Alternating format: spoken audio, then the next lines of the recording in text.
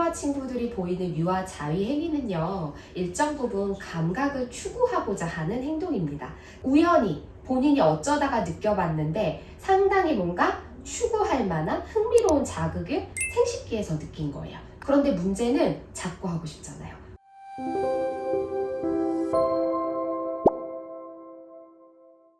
안녕하세요. 반갑습니다. 랜선육아 전미아입니다.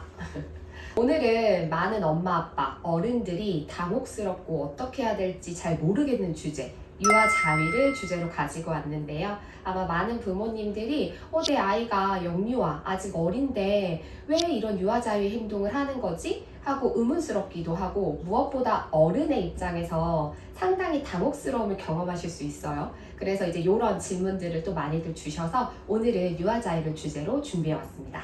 어떤 거 궁금하세요? 일단은 어머님들이 연락이 많이 오세요. 일단은 많이 놀라고 이게 정말 성적인 거로 착각을 하시는 분들이 종종 계시더라고요. 그래서 일단은 유아자위가 뭔지 설명을 해주시면 좋을 것 같아요. 어른의 입장에서는 특히나 성에 대한 개념과 어른의 성을 이해하고 있는 어른의 입장에서는 영유아가 보이는 유아 자위가 어머 세상에 어떻게 내 아이가 혹은 이 어린아이가 왜 자유행위를 하고 있지? 하고 놀라실 수 있어요. 그리고 무엇보다 심리적으로 조금 거북하고 받아들이기 어려우실 수 있습니다. 그런데 영유아는요, 어른들과는 다르게 아직 성에 대한 이해나 개념 형성이 어른과는 다른, 조금은 덜 되고 있는 연령이라는 걸 기억해 주셨으면 좋겠어요. 그래서 어른이 보이는 자위 행위와 영유아 친구들이 보이는 유아 자위는 분리돼서 이해돼야 된다.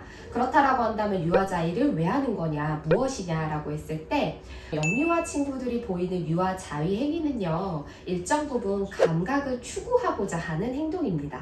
그래서 아이들이요, 왜 손가락을 빨거나 귓볼을 만지거나 아니면 아이들 스스로 조금 편안함을 찾기 위해서 특정 감각들을 추구하는 경우들이 있거든요. 그게 뭐 외부 자극 같은 경우에는 애착 이불, 애착 인형 같은 것들도 있을 수 있죠. 그런데 그 감각을 추구하는 것 중에 자기 신체랑 관련된 것도 있거든요. 그 감각 기관, 신체 기관 중에서 하나가 생식기인 거예요. 그래서 어른들이 봤을 때는 어머 세상에 이게 무슨 일이야 할 일이지만, 아이들 입장에서는 내가 추구하고자 하는 감각, 여러 개의 감각기관 중에 한 군데가 생식기이다라고 인지를 해주시는 게 아마 놀란 엄마 아빠들의 가슴을 달래는데 도움이 되지 않을까 싶고요. 그렇다 보니 내 아이가 그렇다면 왜 생식기의 감각을 자꾸 추구하려고 하는가에 대한 이해를 좀 해볼 필요가 있겠죠.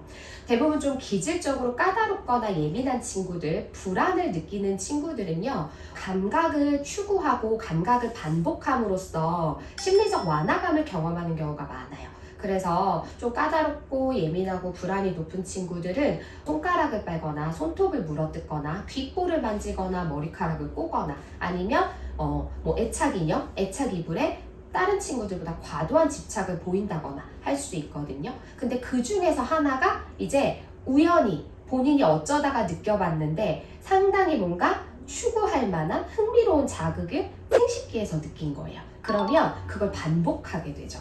그리고 그 유아자위 행위를 하고 나서 그 감각을 추구하고 나서 이렇게 편안해지고 이렇게 기운이 쭉 빠지는 완화감을 경험하게 되거든요. 이런 부분들이 이제 아이들 입장에서는 불안이나 불편함의 정서를 가라앉혀주는 걸로 이해될 수 있어요. 그래서 까다롭고 예민하고 불안한 친구들이 가지고 있는 감각, 추구, 성향 중에 하나로 발현될 수 있다라는 거. 또 다른 경우는 정말로 자극을 추구하는 걸 행복해하고 원하는 아이들이 있습니다. 그래서 뭐 새로운 장난감, 낯선 환경, 활동들을 엄청 즐겁게 받아들이고 되려 너무 과도하게 추구해서 다소 산만해 보이는 경우의 아이들이 있거든요. 이런 친구들은 이 세상의 모든 자극을 좋아하고 취하려고 해요. 그래서 그 자극 중에 또 하나가 감각 자극이거든요. 그런데 어쩌다가 우연히 경험하게 된 거예요. 생식기를 통해서 느껴지는 자극을. 그랬을 때 또 추구하는 행위로 연결될 수 있다라고 이해를 해주시면 좋을 것 같고요. 처음에는 우연히 일어날 확률이 높습니다. 어른처럼 정말 어떤 목적성을 가지고 자위행위를 하는 것이 아니라 그냥 자연스럽게 발생한 감각 추구 행동 중에 하나이기 때문에 아이들이 그냥 우연히 뭔가 불안 높거나 까다롭고 예민한 친구들 화장실 가고 싶은데 참는 경우 상당히 많거든요. 그래서 소변을 막 참고 있는데 찌릿찌릿한 느낌이 든 거예요. 그러다가 우연히 생식기를 통한 자위 행위와 같은 자극을 경험하게 됐다. 그러면 그게 유아자위로 전환돼서 그냥 연결될 수 있어요. 그래서 이렇게 시작점은 우연히 우리조차 알 수 없는 생활 속에서 우연히 일어났을 확률이 높고요. 이제 문제는 그 감각을 추구하고 났을 때 좋으니까 계속 하고 싶은 거예요. 그럼 이제 뭐의 단계로 넘어가요? 감각을 추구하고 느끼다가 반복되니까 습관으로 넘어가요. 그래서 나중에는 이제 유아자위의 습관의 고리를 끊어주는 게 어른들한테 숙제가 되고 고민이 된다. 그렇다고 하면 어떻게 이걸 도와줘야 되냐? 이 부분도 상당히 궁금하실 것 같은데요.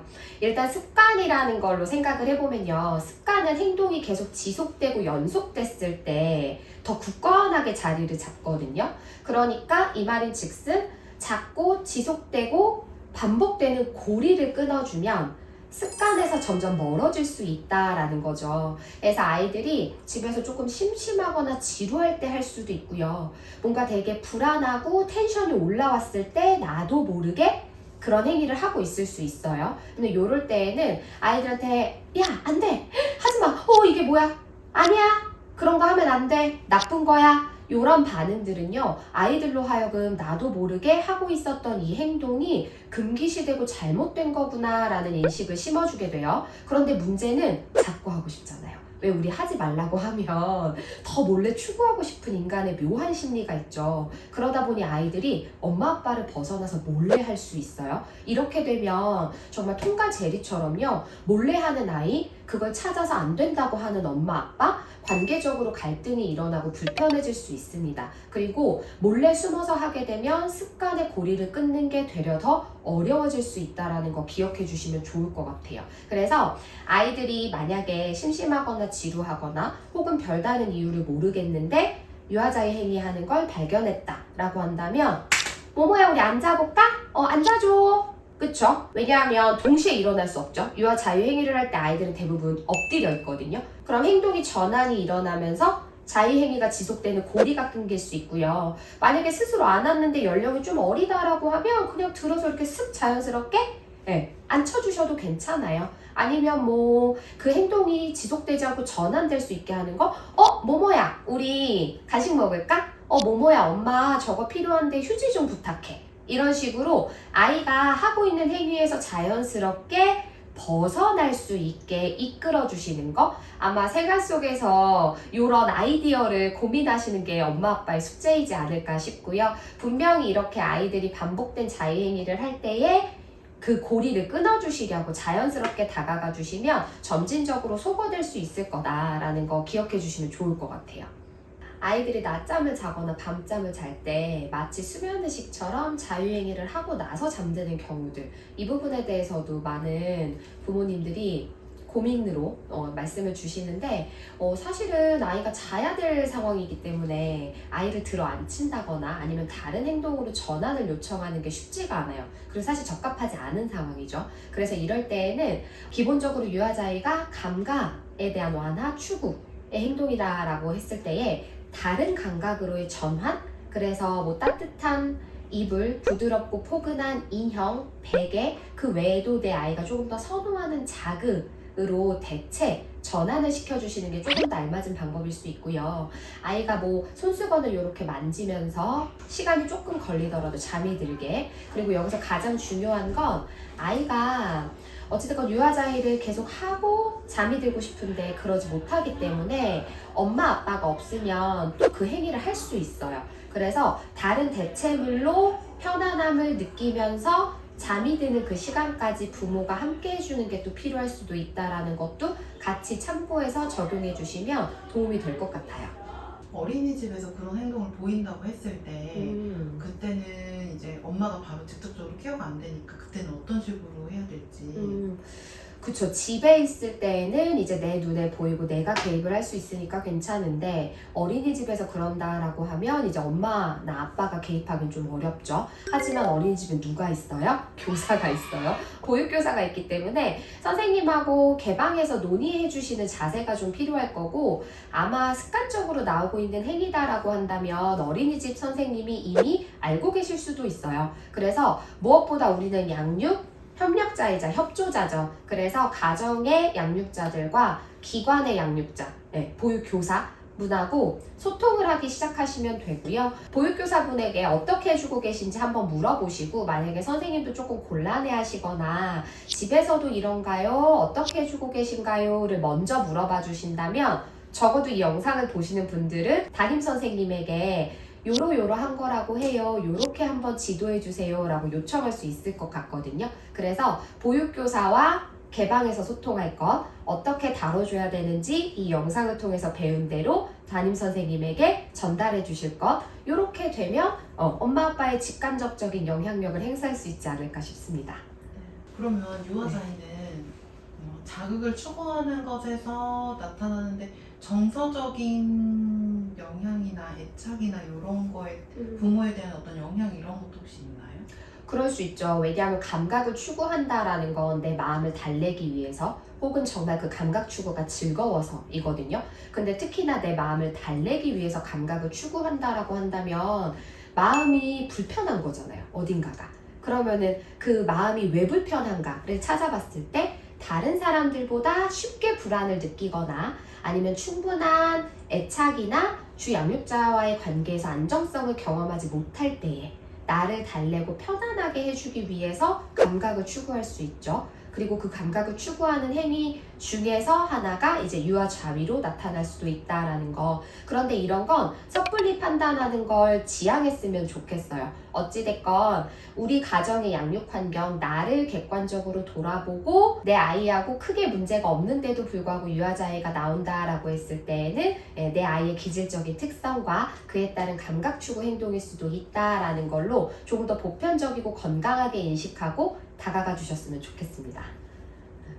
이렇게 오늘 또 저희 많은 엄마, 아빠, 어른들이 고민하는 유아자위라는 주제로 함께 했는데요. 짧고 굵게 하지만 분명히 강렬하게 도움이 되는 시간이었으면 하는 바람이에요.